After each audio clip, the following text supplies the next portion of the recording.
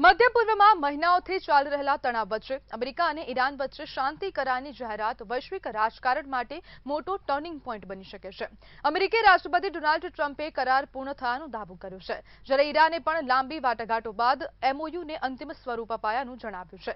સૌથી મહત્વની વાત એ છે કે વૈશ્વિક તેલ વેપારની જીવનરેખા ગણાતો હોર્મુઝ સ્ટ્રેટ ફરી ખોલવાની જાહેરાત કરવામાં આવી છે, જેનાથી આંતરરાષ્ટ્રીય બજારોમાં સ્થિરતા આવવાની શક્યતા પણ છે।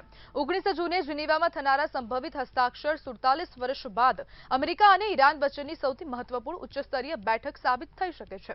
જો કે ઈરાને કેટલીક શરતો મૂકી છે અને તેની સંપૂર્ણ વિગતો હજુ સુધી જાહેર કરાઈ નથી।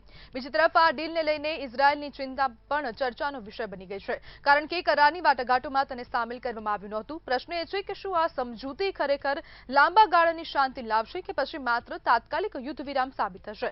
સમય જ તેનો જવાબ આપશે। અને તેવી પણ માહિતી હવે સામે આવી રહી છે કે હવે ઇઝરાયેલ દ્વારા ક્યાંક ને ક્યાંક આજે કરાર કરવામાં આવ્યો તેને માન્ય રાખવામાં નથી આવ્યો। ઇઝરાયેલ આ જે કરાર છે તેનાથી સહમત નથી તેવી માહિતી સામે આવી રહી છે।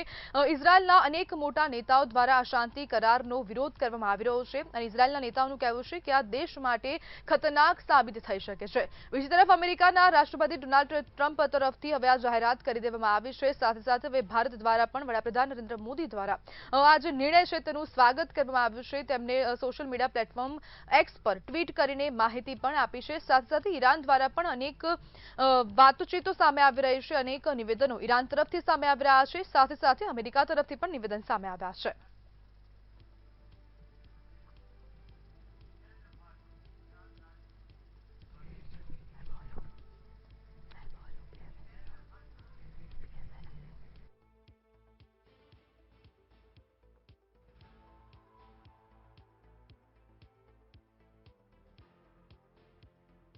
અને આજ બધા આપણી સાથે ચર્ચા કરવા માટે ભારતીય સામ્યવાદી પક્ષમાંથી ગુજરાત રાજ્યમંત્રી હિતેન્દ્ર ભટ્ટ જોડાઈ ગયા છે। હિતેન્દ્રભાઈ, અમેરિકા ઈરાન શાંતિ કરારને સીપીઆઈ કેવી રીતના જોઈ રહી છે?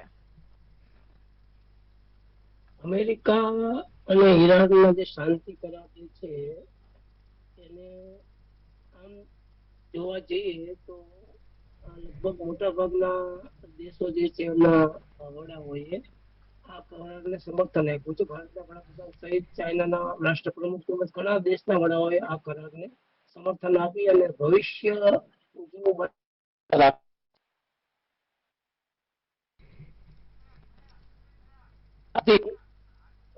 સવાલ છે ભારતીય સામ્યવાદી માર્ક્સવાદીનો, તો પહેલેથી જ અમારો પક્ષ વિરોધી રહ્યો છે અને વિરોધી રહ્યો છે। ખાસ કરીને જે ભારત હંમેશા પહેલેથી બિન જોડાણવાદી હતું અને આપણા અને ઈરાનના સંબંધો જોતા અને વર્ષો સુધી ઈરાન સાથેના આપણા વ્યાપારી સંબંધો જોતા આપણને એમ લાગતું હતું કે જે કઈ હુમલાઓ થઈ રહ્યા છે યુએસ દ્વારા અથવા તો ઇઝરાયલ દ્વારા એ કોઈ પણ રીતે જો શમી જાય તો બહુ સારી વાત છે। પરંતુ આજે એક એવી જાહેરાત થઈ છે। એને પહેલા હું તમને એ વસ્તુ ચોક્કસ કહી દઉં કે છેલ્લા એક વીકની અંદર જે હોર્મુઝ ખાડીની અંદર અમેરિકન નૌકાદળ દ્વારા ભારતીય વ્યાપારી જહાજો ઉપર હુમલા થયા એ સમાચાર આપ બધા જાણેલા છે, આપ બધા જાણીએ છીએ। તો એ હુમલાઓ જે છે એ હુમલાઓમાં આપણા ભારતીયોના મોત પણ થયેલા છે। જે આંતરરાષ્ટ્રીય દ્વારા જે જલ સમજૂતીનો કરાર જે છે એનું ઉલ્લંઘન પણ જે છે બિલકુલ હિતેન્દ્રભાઈ, જોડાવા બદલ આપનો આભાર।